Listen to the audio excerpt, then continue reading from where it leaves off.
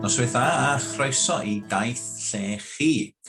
Dyma'r cyntaf mewn cyfres o nosweithiau gymunedol.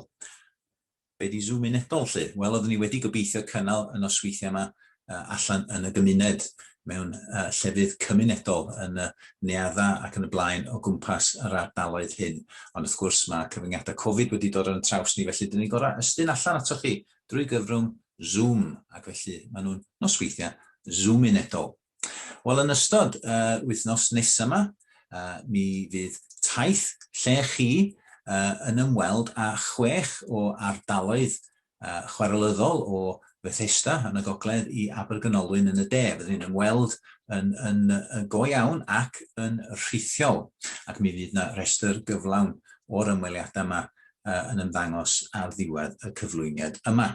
Ond Peris ydy'n canolbwynt ni ar gyfer y noson gymunedol gyntaf a'r Daith Lle-CHI yma, ac yn ymuno mi heno yn Peris, neu yn agos i Peris, mae un o'r hoelion 8 y pentra, sef y cyn-brifathro, canwr, cyfansoddwr ac wrth gwrs aelod o Hogiau'r Wyddfa, Arwel Jones. Croeso, Arwel. Diolch yn fawr, Ifor. Wel, Mae'r cyfrwng yma'n ddiarth iawn i mi, ond mi'n aing orau efo ti. Allan ni mond gofyn hynny, a diolch yn fawr iawn am ymuno ni.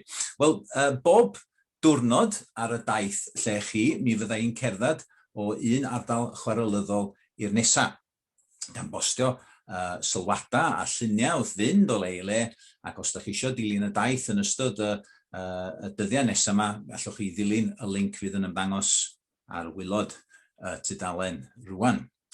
Yna, bob nos mi fyddai'n cael cwmni rhai o feirdd a chantorion yr ardaloedd hyn, sydd i gyd wedi derbyn gwahoddiad gen i lunio cerdd neu gan newydd am ei brywydd ac am dreftadaeth chwarelyddol. Y cyntaf un i dderbyn y gwahoddiad yma ydy Arwel Jones, a mi gawn ni glywed mwy gyn Arwel yn y man. Ond cyn hynny, gair am pam dyn ni'n neud hyn. Mae Taith Lle-CHI yn rhan o brosiect ehangach i ddathlu'r dreftadaeth ddiwydiannol a diwylliannol sydd yn cwmpas ni oherwydd bodolaeth y chwareli.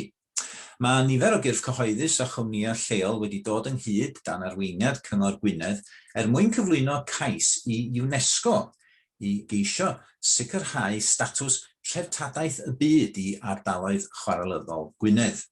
Mae yna dros 1,000 o safleoedd o gwmpas y byd sydd yn mwynhau y statws yma yn barod.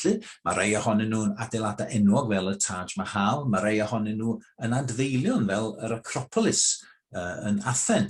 Mae rhai ohonyn nhw yn ardaloedd o harddwch naturiol neu o bwys ecolegol fel y Great Barrier Reef yn Australia. Mae yna 3 safle treftadaeth gyda ni yma yng Nghymru yn barod. Un ohonyn nhw ydy'r ffwrneisi a Big Pit yn Mlaen Afon. Un arall ydy Camlas a Thraphont Pont Cysylltau. A'r trydydd ydy Cestyll a Threfi Ceirog Edward, y rheini sydd yn Caernarfon, Conwy, Biwmaris a Harlech. Dwi'n gwybod mae yna 4 ohonyn nhw, ond maen nhw'n cyfri fel un safle treftadaeth. Wel, beth am brywydd chwarelyddol? Ydyn nhw'n heiddi y statws yma? Wel, dwi'n gobeithio eu bod nhw. Ac yn wir, ar fy nhaith heddiw o Felinheli i Peris, mi ges i gyfle i weld be oedd gynnyn nhw i gynnig. Gan gychwyn o'r hen borthladd lechi yn Felinheli, lle oedd cynnyrch chwaral Dinorwig yn cael ei allforio. Nes i ddilyn yr hen lein chwaral i fyny trwy Bethal a Brynrefael. Mynd fel salmon yn erbyn y llif a bethau. Ac yna dringo trwy Fach Wen, heibio hen dydd y nain, i fyny i Dinorwig, ac o fanna wedyn mynd trwy ganol chwaral Dinorwig, nes disgyn lawr heibio'r barrics, lle roedd dynion o Sir Fôn a Wen Fawr yn byw yn ystod yr wythnos tra'n gweithio yn y chwaral, a diwedd yn nhaith i heddiw oedd yng Nghilfach Ddu safle hen weithdi'r chwaral, a safle presennol wrth gwrs Amgueddfa Lechi Genedlaethol. Wel, mae'r hen chwaral Dinorwig yn rhan bwysig o'r cais i UNESCO, felly gadewch i ni glywed ychydig mwy am hanes y chwaral gyn yr hanesydd Dafydd Gwyn.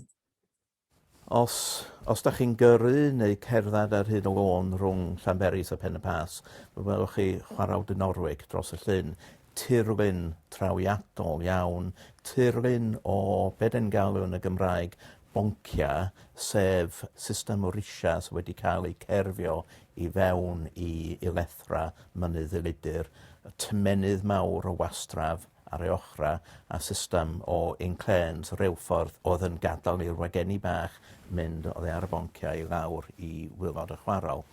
Tirlun trawiadol, ond mae'n sefyll o fewn tirwedd chwarelyddol ehangach sy'n cynnwys y systemau cludiant, sy'n cynnwys llefydd lle oedd y chwarelwyr yn byw, ac hefyd sy'n cynnwys creu gyrundeb yn fanno oedd y chwarelwyr yn arfer ymgynnull, oedd yn perthyn nid i stad y Faenol, ond i stad y Niwbra.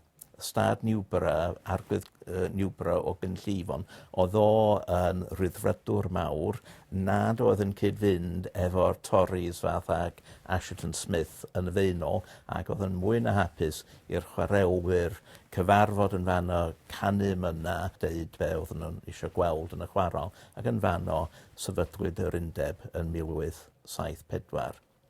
Mae rhaid cofio y dylanwad stad y Faenol yn bwysig iawn, ond sefydlwyd y pentrefi y chwarelwyr ar diroedd annibynnol. Oedd Deiniolen a Chwlt y Bont yn perthyn i dirfeddianwyr eraill, cymdeithasau annibynnol, codwyd capal Ebenezer reit ar y ffin rhwng stad y Faenol, lle oedd y ffordd lechi yn mynd trwy lle mae'r pentra rwan, modd o ddeud, da ni'n byw yma, ni bia'r lle yma, nid chi, Mr Ashton Smith. So, mae'n ardal hanesyddol iawn bod y chwarel wedi cael, a tystiolaeth o chwarelu, gwaith y chwarelwyr, gwaith hefyd y peirianwydd oedd yn cadw y lle yn mynd, y meddygion, y pobl oedd yn gweithio yn sbytau y chwarel, bob dim yna. Mae'r Amgueddfa Gylfach Ddu, wrth gwrs, un o'r adeiladau mwyaf trawiadol yn y diwydiant, wedi cael ei ffurfio ar sail ffort neu ffatri hen ffasiwn Lloegr. Mae yna lawer o fragdau, enghraifft, sy'n dilyn yr un patrwm. Mae'n ddangos yr arian oedd ar gael i greu y ffasiwn lle. A syniad tu ôl i'r ffordd petreal oedd, wrth gwrs, i reoli ac i dominhyddu'r gweithlu, deud wrth pobl oedd yn gweithio yn y Gylfach Ddu, chi'n cyrraedd ar yr amser iawn, dyna beth y cloc yn deud, chi'n gadael ar yr amser iawn, a da chi'n neud be dwi, Asherton Smith, neu rolwr chwarel, yn gofyn i chi wneud. Y chwarelwyr yn pobl mwy annibynnol, oedden nhw'n sbio lawr ar y pobl oedd yn gweithio yn y Gylfach Ddu, gael nhw'n rindis, y chwarelwyr, neu os dyn nhw oedd y wir arwyr y diwydiant, gweithio ar y poncia, nid yng nghysur y Gylfach Ddu yn y gwylodion. Dydyn ni ddim yn gwybod pa bryd yn union agorwyd y chwarel Dinorwig, mwy na thebyg, rhyw dro ar ôl brwydr y boen yn yr ail ganrif y 15, ond oedd hi'n mynd ymlaen, oedd hi'n para am ganrifoedd tan y diwrnod yn 1969 pan ceiwyd y chwarel i lawr yn sydyn. Wel, diolch yn fawr, Dafydd Gwyn. Da ni'n troi rwan yn ôl at Arwel Jones. Braf cael eich cwmni chi heno yma. A mi gaswch chi eich magu, wrth gwrs, yn y blynyddoedd cyn 1969. Felly, da chi'n cofio'r chwarel ar waith, wrth gwrs. Sut le oedd Llanberis yn y dyddiau hynny? Ia, wel, cyw o'r 40a'r 50a dwi. Hyd nes yr es i'r coleg yn y cychwyn y 60a felly. Ond fe dreulais i'n nyddiau cynnar mewn 2 le, sef Stryd Newton yn Llanberis, ac yna symud i'r Stryd Fawr yn Llanberis, ynde. Sut le oedd o? Wel, mi gafodd ei ddisgrifio gan gynwneidog yn Llanberis fel gwerin dlawd oedd yn byw yn gyfoethog, ac roedd o'n llygad i le. Bryn Williams, y parchedig Bryn Williams, Bryn Patagonia, neu ac un archderwydd, oedd y gwron hwnnw, ddisgrifiodd y lle fel la, ac roedd o yn llygad i le yn dweud hynny de. Oherwydd os oedd hi'n ardal dlawd, roedd hi hefyd yn ddiwylliedig gyfoethog. Ac yn y diwylliant yna y ces i fy magu lle, yn y capal yn Stryd Newton, yn rhan o Gymdeithas Lenyddol, band o hop i gychwyn, Gymdeithas Lenyddol wedyn lle, ond o'na gymaint o bethau ymlaen yna yn Llanberis. Roedd hi yn ardal gyfoethog cora plant, cora mawr yna lle. Cora oedd yn perfformio bob blwyddyn y darna mawr gan y cerddorion mawr, Mesoea, Ystafell Mater, y cread ac yn y blaen, a ni'r cywion yn gwrando ar y math yma o beth. Arweinydd y cor mawr di o llaw, chwarelwr, y diwyddiannol Owen. Y cyfeilydd, Huxley Thomas, chwarelwr. Rhaid weld dylanwad y chwaral hyd yn oed yn y cora de. Ac fe gawson ni bethau eraill wrth gwrs oedd yn mynd am bryd di, oedd pêl-droed ac yn y blaen yn Llanberis. Ond dyna'r math o gymdeithas. Cwmni drama wedyn. Cwmni John Owen, y parchedig John Owen, Rhythyn erbyn rwan de. Dyna lle gafodd hi a'r hogia Myrddin ac Elwyn y cychwyn delfrydol yna o ddod ar lwyfan. O chi'n sôn, mae chwarelwr oedd arweinydd y cor ac yn y blaen. Roedd dipyn o'ch cymdogion chi yn Stryd Newton, mae'n debyg yn gweithio yn chwaral, os dwi wedi darllen iawn. Oedd. Y sŵn o'n i'n ei gael bob bora, os o'n i ar ddeffro, oedd ar ffenast y gorau, oedd sŵn drysa tua 7-8 o'r gloch y bora yn Clepian, a ryw hwyl fawr, welai di heno, neu welwn i chi heno, dyna ni'n gael, ac yna sŵn wedyn ysgidiau hoelion mawr yna. Yn di lawr Stryd Newton, am y stryd fawr, i gael ei hebrwng i'r chwaral, rhyw gwta be, filltir a hannar ddwy, i'r chwaral wedyn, o gynnon nhw waith cerdded, wrth gwrs. Ond dyna'r sŵn o'n i'n ei glwad. Ac yna'n ystod y dydd, sŵn y cor yn y cyrn yn y chwaral, lle, a'r ffrwydriadau, lle oedden nhw'n tanio yn y chwaral. Wrth gwrs, dweithon ni arfer efo'r syna yma yn dod o'n poeni dim arna ni yn y pen draw. Ond gyda'r nos, yna ro'na sŵn gwahanol, de. Nid sŵn ma hwn, sŵn y hoelion mawr, ond ro'na arogla hyfryd yn dod i fyny, a rhain yn dod o'r tai. Fe oedden nhw, wel, y merched wrth gwrs y gwragedd wedi bod yn paratoi y swpa'r chwaral, de. A pan o'n i'n byw yn y stryd fawr wedyn ar ôl symud o Newton, be o'n i'n gael oedd y bysys. Y bysys chwaral yn dwad bron nad oedden nhw ddim yn stopio. Dim ond arafu i'r hogia gael neidio allan. Ac yn syth i sio bapur newydd fel arfer i gael newyddion y dydd. Cymro a'r helaw Gymraeg fyddai papur ar nhw. Amser di newid ydi. Ynddo. Doedd eich tad chi yn debyg ddim yn gweithio yn y chwaral, ond beth am eich cyfoedion yn yr ysgol? Faint ohonyn nhw oedd efo tad yn gweithio yn y chwaral? Yn wir, faint ohonyn nhw ath ymlaen i weithio yn y chwaral i hunin? Ia, yna sawl un o'n nhw yn y dosbarth. O'n i'n teimlo braidd allan ohoni hi, ond wnaethon nhw rioed dweud, na neb rioed dweud hynna, ond y bydd yn teimlo yw'n dad ddim yn gweithio yn yr un lle yng nghyfoedion, pan o'n i'n ysgol fach.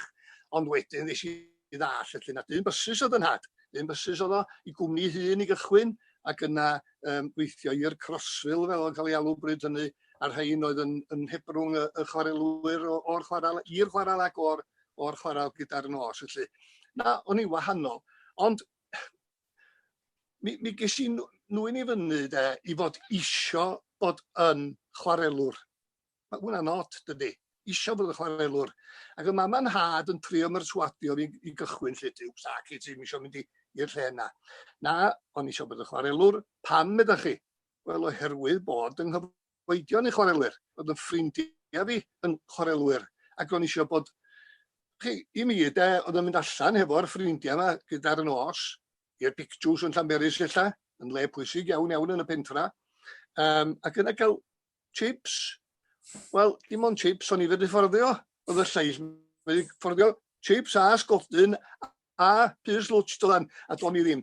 Dyna yn y bon, sy'n tuol i'r cyfan. Ond, o'n i eisiau mynd hefo'n hogia, hefo'n ffrindiau i'r chwaral. A ches i ddim, a dwi'n ddiolchgar heddiw na ches i ddim, a mi ddudaeth â chi pam. Oherwydd gen i fodryb a chymeriad cry iawn iawn ganddi hi. Anni oedd hi, Anni mi'n ffordd oedd i'r teulu gyd, a hi oedd y ddolen gyswllt yn teulu ni.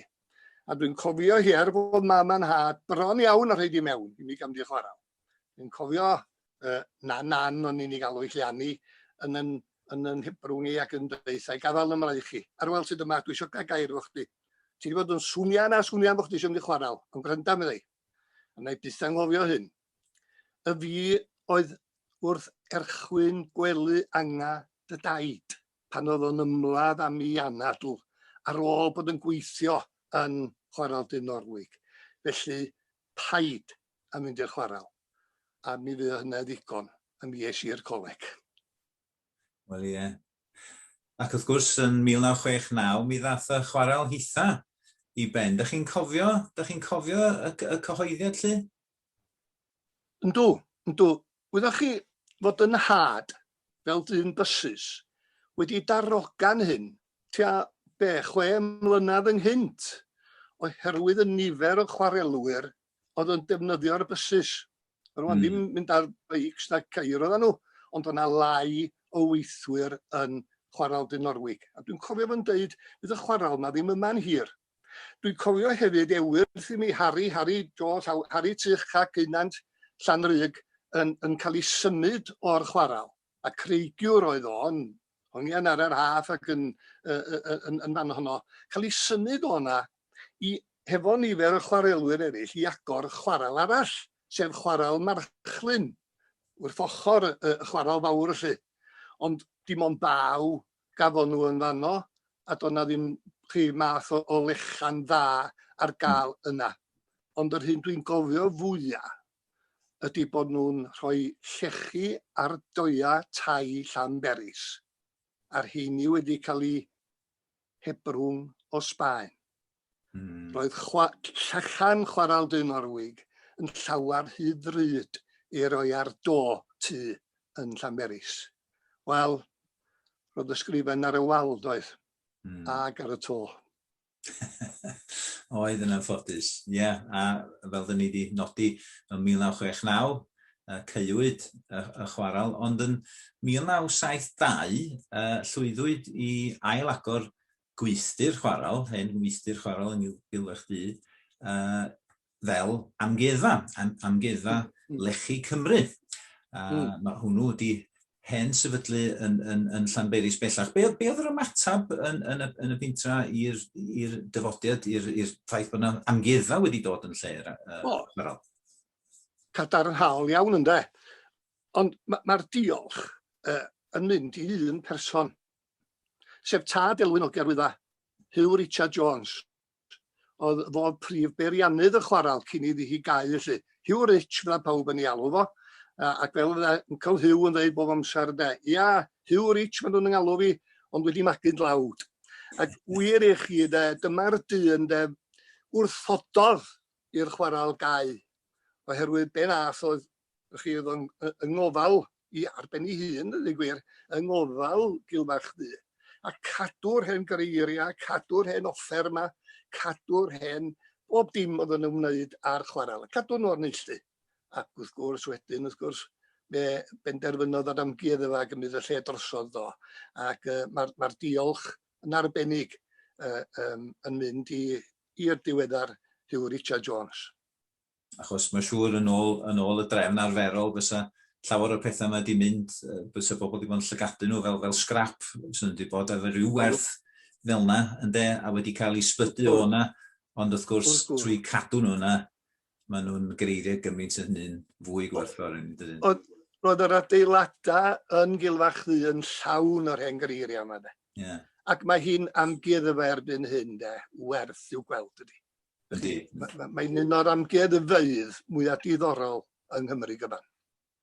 Wel, mae'n anodd credu bod yr amgueddfa erbyn hyn wedi bod hefo ni bron i hanner can mlynedd bydden nhw'n dathlu i penblwydd, hanner cant, flwyddyn nesaf, ac mae'n bleser rwan croesawu ato ni Cadi Iolen, curadur yr amgueddfa, i sôn rhywfaint am ei gweledigaeth nhw ar gyfer y blynyddoedd nesaf. Ond mae'r amgueddfa efo rôl bwysig iawn yma yn ardal Llanberis. Un o'r pethau pwysig i nodi, mae'n debyg, ydy bod ni'n un o prif gyflogwyr yr ardal. Mi yna dros 30 o staff yn gweithio yma, ac hefyd bod hein yn swyddi da, safonol, yn cynnig sgilia i'r gweithwyr, edrych arna fi fy hun yn bersonol swydd curadur. Dydy'r swydd yma ddim yn dod fyny'n aml yn yr ardal yma, wedyn mae rwy'n yn ffodus iawn bod ni'n gallu cael swyddi da yn lleol, a hefyd drwy hynny wrth gwrs cefnogi yr economi'n ehangach. A mae hanes sefydlu'r amgueddfa yn ddiddorol iawn a deud y gwir. Ym mis Awst 1969 mi gaeodd chwarelyddol bron iawn dros nos a collodd dros 300 o ddynion i gwaith yn syth. A mi drefnwyd 2 ocsiwn enfawr i werthu holl aseda y cwmni chwarelyddol gan ei bod nhw wedi mynd yn beth dalwyr. Ond mi oedd yna deimlad ar y pryd bod yna rhywbeth arbennig iawn ynglyn â'r gweithdai yma yn y Gylfa Chdi a bod eisiau achub nhw a'i diogelu nhw i'r dyfodol. A be ddigwyddodd oedd gweledigaeth un dyn oedd hyn mewn gwirionedd, sef Mr Hugh Richard Jones, a fo oedd prif beirionydd ola chwarelyddol Norwig.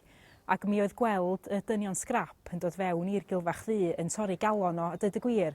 A be nath o, mi nath o ymgyrchu'n ddi-baid mwyn trio achub y gweithdai arbennig yma.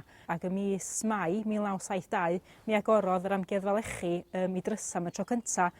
A swn i'n dweud bod o'n arloesol ar y pryd, oedd o'n un o'r cyntaf o amgueddfeydd diwydiannol yn Brydain i gyd, dim ond yng Nghymru, ond drwy Brydain. Y flwyddyn cynt oedd Iron Bridge wedi cael ei sefydlu, wedyn oedden ni ar flaen y gad yma yn Llanberis yn yr Amgueddfa Lechi. Mi ydan ni wrth gwrs yn rhan o deulu Amgueddfa Cymru, sef saith o Amgueddfeydd Cenedlaethol Cymru. A dwi'n meddwl mae hynny'n arbennig o bwysig, nid yn unig ydan ni'n unig safle fyny ngogledd Cymru, ond hefyd mae o'n dangos i ni bod y diwydiant llechi yn diwydiant cenedlaethol o bwys, dim diwydiant lleol oedd hwn, ond diwydiant gafodd effaith ar Gymru gyfan ac ar y byd hefyd wrth gwrs.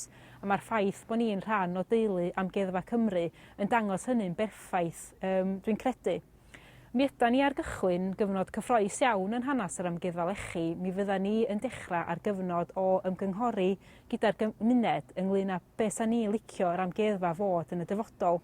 Mi ydan ni'n croesi bysaidd y cawn ni fuddsoddiad eitha sylweddol yn y dyfodol gobeithio, a hynny wedyn yn ei dwrn yn galluogi ni i ail-ddatblygu ac ail-ddehongli.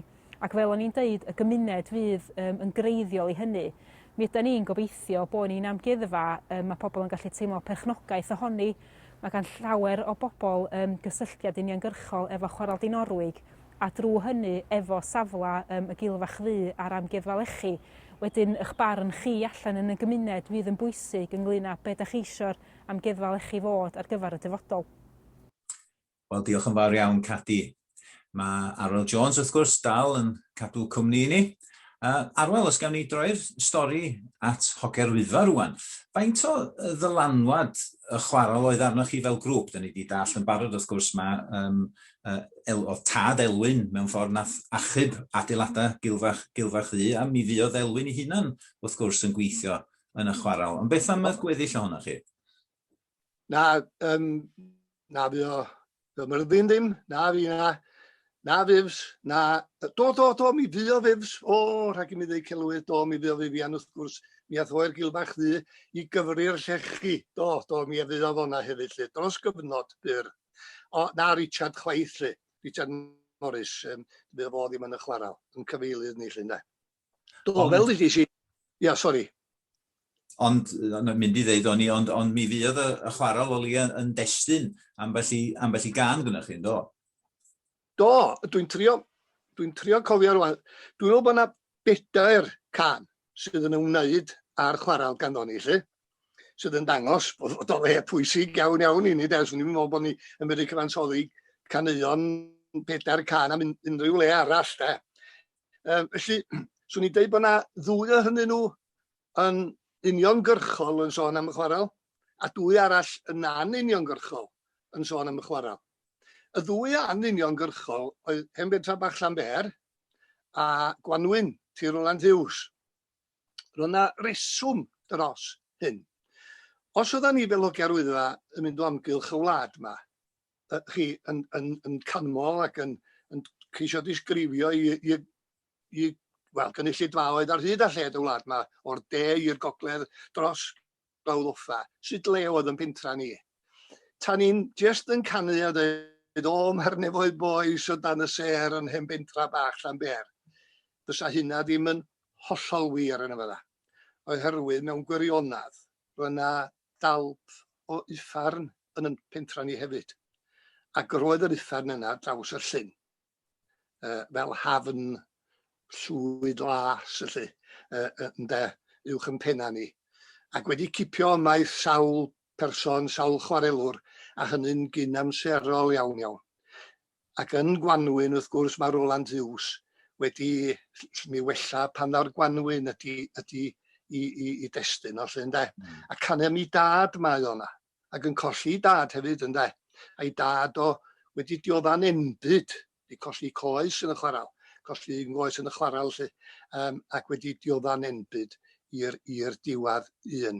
Oedden ni'n teimlo, a wedwch chi beth sy'n not ydy, bod ni'n cael yw fodlonrwydd yn bod ni'n canu'r ddwy gan yna, yn nesa ti gilydd, y nefoedd a'r uffern a'r naill llaw. Ac wedyn ni'n hapus wedyn bod yn cynulleidfa ni'n gwybod lle oedden ni'n byw. Yna dwy gan arall yn uniongyrchol am y chwaral, oedd un gan y diweddar annwyl a ffrind personol i mi, Eiri Gwyn, siop y Pentan gynt, a diweddar erbyn hyn, yn anffodus. Mi sgwennodd o eiria am henwr ar Bont y Bala, hen chwarelwr ar Bont y Bala, yn cofio'r amseroedd ddod i dreulio yn y chwaral. Ac efalla, chi ddarllen rhwng y llinella yna, bod yna fwy i'r gerdd yma. Mae hwn oedd y chwarelwr ola, fedra sôn am y chwaral. Ac wrth gwrs y llall ydy cerdd Roel Williams yn benodol i chwaral Dynorwig, lle mae o yn sôn am gwahanol boncia, gwahanol waith. Fel tai o wedi cymryd y testun o lyfr Emyr Jones, canrif y chwarelwr, bod yna sawl dywediad yn y gerdd yna, gan Roel. A Richard, wrth gwrs, yn rhoi i gefndir y fi gyfansoddodd yr alaw, ond roedd Richard bob amser yn gofyn, beth yw'r stori tu ôl i'r gan? Ac yna o'n i'n rhaid ar ôl mi chi gyflwyno'r gan iddo, yn syml. A mae yna'r myster yn hon. Ac wrth gwrs oedd Richard wedyn yn rhoi i gefndir i'r gan. A da chi'n cael yn y cyflwyniad, wrth gwrs, y gyrymystar yna, ynde. Ac ar ei diwadd i hefyd, oherwydd mae yna sôn am obaith hefyd yn y gerdd yna, does. Felly, mewn anobaith, felly mae yna... Ond paid i... Dwi'n trio cofio'r geiriau ond dwi'n ei canu nhw'n meddwl wan. Ond paid i galoni, pwy wyr yr un pryd, nad oes mewn anwybod rhyw obaith o hyd. Ie, gwych iawn. Wel, oedd sôn am y trac yna, mi fydd yna rhyw bwt bach ohoni yn rhan o'r trac da ni wedi bod yn gweithio arno fo hefo'n gilydd, a fydd yn cael ei bremier byd mewn chydig funudau. Yn bwriad gwreiddiol, wrth gwrs, arwelodd i osod geiriau un o nofela T. Roland Hughes i gerddoriaeth, ynde, cyn i ni droi at waith un o feibion eraill y fro, sef Emyr Jones, awdur, maen nhw gynnau efo'n hyn, canrif a chwarelwr, bargen Dynorwig. Wel, oeddech chi'n nabod Emyr yn reit ddan, mae'n debyg yn dylach. Oedd Emyr a fi yn ffrindiau oherwydd bod ni o'r ddynaniad, wrth gwrs, yna ddysgwyr ei ddechrau, felly, ond hefyd yn ffrindiau oherwydd bod ni ar un diddordeba, a mi ddeis i'n nabod o'n dda iawn ar ôl iddo fo sgwennu canrif y chwarelwr, sef y Beibl y bryd hynny, ar y chwarel. A mi ddeis i'n nabod o'n dda iawn. A mi fyddan ni'n cael ambell i banad draw yng Nghaernarfon. Dyn gwybodus iawn, yn enwedig am y chwarel a'i phetha. Dyn byrlymus. Dyn oedd o fel, do'n munud llonydd Emyr, ac oedd gynnwyr ryw syniadau, gwrandar hyn neu gwrandar, ac un i beth o peth. A yn clwb Eryri, sef clwb llenyddol Llanberis, dwi'n cofio bod yn deithau yr arian byw o ddyn yma. Dwi'n cofio'n deithau Rand arwel, mae gen i ffansi gwneud llyfr arall, dows, ar be, ar chwaral. O, da chi wedi gwneud un ymwyr, ti wedi gwneud un ymwyr. Do. Na, mae gen i syniad yna. Dwi eisiau ychwanegu ato fo. Ac wrth gwrs, dwi'n meddwl na 6-3 oedd canrif y chwarelwr. Yn 1980, dwi'n meddwl, os dwi'n cofio'n iawn, ydoedd y llall allan, ynddo? A dwi'n cofio fo yn cael panad efo fi'n Gaernarfon, a papur gynnwn ni awr. Gwranda meddwl, mae gen i 4 testyn teitl i'r llyfr. Be dyn nhw? A dwi'n cofio 3 arall, ond dwi'n cofio Bargen dyn Norwig. Pan enw ti, a hwnnw nes i dderbyn, a mewn gwirionedd, ia, a dwi'n anhoffi hwnna fyd, meddai'n fyr, a hwnna fi o fo. A dwi'n mor falch y bod ni wedi cael y sgwrs yna, de. Wel, wrth gwrs, oedd o'n feibl yn doedd yn y ffaith, chi, fysa fod ddim wedi mynd i cael ei sgwennu gan neb heblaw y math yna o lyfr, efo terma chwaral, efo enw ar boncia, efo enw ar rai o'r personoliaethau mawr yma, heb i fod o'i hun wedi gweithio yn y chwaral, de, i hun lly. A dyna lle roedd ganddo chi awdur llyfr, ffeithiol iawn, yn gallu sôn am y chwaral, am i fod o wedi gweithio na'i hun am gyfnod. A dyna ni eisiau bod. Eisiau bod yn Emyr Jones o'n i mewn gwirionedd yn y cychwyn, i fod yn y chwaral, cael y profiad o weithio yn y chwaral, hefo'n ffrindiau, ond wedyn falla yn penderfynu fel nath Emyr, ac fel na sawl chwarelwr arall, symud i faes arall, ac i faes i colegaeth Emyr, ac yn brifathro yn y pen draw fel fi'na. Wel, mi nath gymwynas fawr yn ei lyfrau yn sicr. Maen nhw'n, fel ydych chi wedi dweud, maen nhw'n rhoi hanes y chwaral, maen nhw'n sôn am ddiwylliant y chwaral. Yn wir, mae wedi cofnodi nifer o eiriau'r chwaral. Mae yna rhan o ganrif y chwarelwr sydd fath o ryw geiriadur bach yn dydi. A mae hein yn anffodus yn eiriau ac yn ymadroddion sydd wedi cilio o iaith yr ardal. Mae'n siŵr at ei gilydd. Yndi, chi sy'n mynd i fod yma drwy'r dydd a drwy'r nos yn mynd ar ôl y terma yma oedd ganddo fo. Ond chi, nawn ni, bydd mi fydd na sôn am rhain, mi fydd na sôn amdanyn nhw, oherwydd bod nhw'n llyfr Emyr Jones. Ond heblaw bod nhw'n llyfr Emyr Jones, bydd na ddim cabal mochal ffiar na fydd. Ydych chi rhywbeth yn y gorffennol oedd o. Canlyn Wagan, ydych chi'n arall, cau tŷ yn y wagan, chau hi fyny, cyfri mawr, yna beth gyfri mawr eto, yn chwaral dyn Norwig, Pint y Gynffon, dyma, a'r disgrifiadau yma hefyd o'r llechi, y counties, a 2 pen 8, na ci, 2 dew 8, am lechan, 2 dew 8, ac os oedd hi ddim cystal llechan 3 tew 4. A dyma chi'n cael rhai o'r offer oedd wedi bod yn sôn amdanyn nhw, Cyn Brashollt. Mae'r hen chwarelwyr sydd yn gwrando mynd i gofio, chi'n nabod rhain, ond ydy'r genhedlaeth nesaf ddim nac dyn. Cowdian, Morthwyl, Triffwys. Rhain i gyd, maen nhw wedi cael eu cywasgu mewn i canrif y chwarelwr yn fan yna. Ac wrth gwrs, falla, dwi'n dweud bod nhw wedi bod hefyd yn sylfaen i lyfrau gan bobl fel o'r Edge Chambers Jones wedi gwneud ymchwil arbennig a yma lle yn iach llyfr godidog Elin Thomas sydd yn mynd ar drywydd arall, dwi'n gwybod, ond mae'r Beibl yma, y Beibla bach yma wedi bod yn sylfaen i awduron eraill ac i'r genhedlaeth sydd i ddilyn. Wel, dyna wnaethon ni, oedd trio cywasgu rhai o'r geiriau'r ymadroddion yma mewn i ryw ddetholiad, a wedyn gosodwyd hwnna i drac gerddorol gan yr amryddawn Mae. Felly, eisteddwch yn ôl i chi fwynhau geiriau diweddar Emyr Jones wedi adrodd gan Arwel Jones yn ein premier byd o'r darn dan sylw.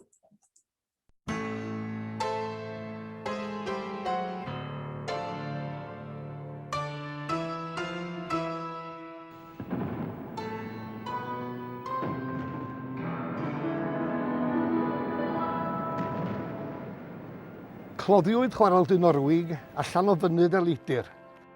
Yn union gyferbyn â hi dros Lyn Peris, saif hen gastell Dolbadarn. Oes et flaen ar y bryn fe welodd yr hen gastell ddrama y chwarel i gyd. O gnoc y morthwyl cyntaf hyd at yr ola. Gnoc yr arwerthwr yn 1969. Drama hir ydy, oherwydd ei gymryd 2 ganrif i'w pherfformio. Defnyddir pwdwr du bob amser i ryddhau darn o graig dda o'r clogwyn. A pan swnia'r corn, fe gilia'r dynion i'r caban mochal ffiar. Yn ystod y 3 neu 4 munud nesaf, siglir y bonc gan rym y ffrwydrada. A chlywir sŵn tunelli o graig yn disgyn i waelod y bargeinion. A mwg glas, mwg cyr yn y pen yn gorchuddio'r lle. Yna eir ati i fras hollti'r plygion a'i pleru gyda'r graen, yn bileri rhwng 12 a 15 modfedd o led, yn ôl maint y llechi a ddisgwylir oddi wrthyn nhw. Defnyddir y cyn trwm, y cyn brasollt, cwjan a morthwyl triffwys i drin y plygion. Llwythir y pileri a'r clytia i gydion i gilydd rhag i'r llwyth neu'r slediad fer ei gelwyr chwalu ar ei ffordd i'r sied. Fe bwysa slediad go dda dros 2 dinas. Drama hir ydy, oherwydd ei gymryd 2 ganrif.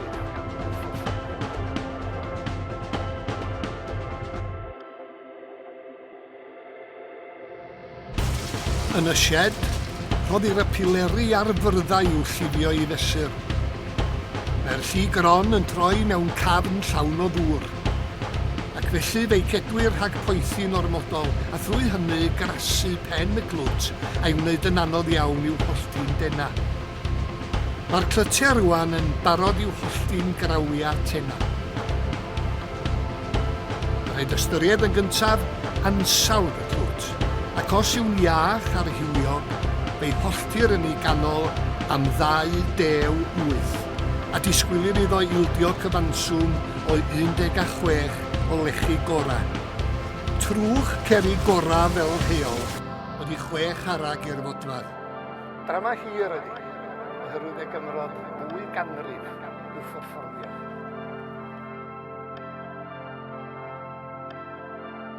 Daeth y drama i ben.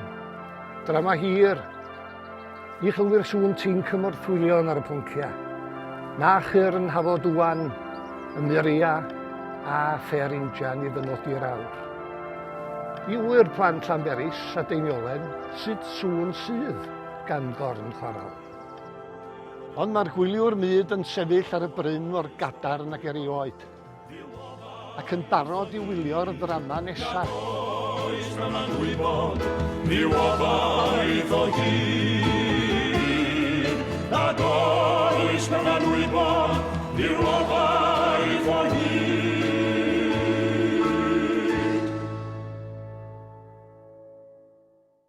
Wel, gobeithio i chi fwynhau hwnna. Arwel, dyna'r tro cyntaf chi glywed y trac newydd yma, felly oedd yn rhywbeth chi'n disgwyl?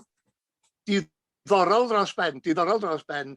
Na, doedd o'n beth o'n i'n ei ddisgwyl, ond dwi'n falch iawn ohono fo. A dwi'n siŵr y bydda Richard Morris hefyd. Dyna fo wrth gwrs yn chwarae'r piano ar y cychwyn. Ie. Wel, cofiwch, mi fydd na gyfle i chi glywed yr holl weithiau comisiwn newydd fydd yn rhan o Daith Lle-CHI, nid yn unig ar y nosweithiau Gymunedol dros y nosweithiau nesaf yma, ond hefyd cyn bo hir ar gyfres radio, ar Radio Cymru, ac hefyd mewn rhaglen arbennig ar S4C. Yn y cyflwyniad nesaf, nos Lyn, Dyffryn fydd gynnon ni dan sylw, a Caron Owen fydd yn ymuno am i sôn am i gwaith comisiwn hitha efo'r cerddor Edwin Humphreys ar gyfer y prosiect hwn. Ond heno ar noson Llanberis, gai dynnu pethau at i terfyn drwy ddiolch o galon i Arwel Jones am ei waith ac am gadw cwmni mi, hefyd i Dyl Mae am ei gyfraniad ynta, a diolch i'n noddwyr ni, Cyngor Gwynedd a Chromfa Dreftadaeth y Loteri, Llenyddiaeth Cymru, Amgueddfa Lechi Cymru a Bardd Cenedlaethol Cymru. Ond yn fwy na dim, gai ddiolch i chitha am wrando. Os dawch.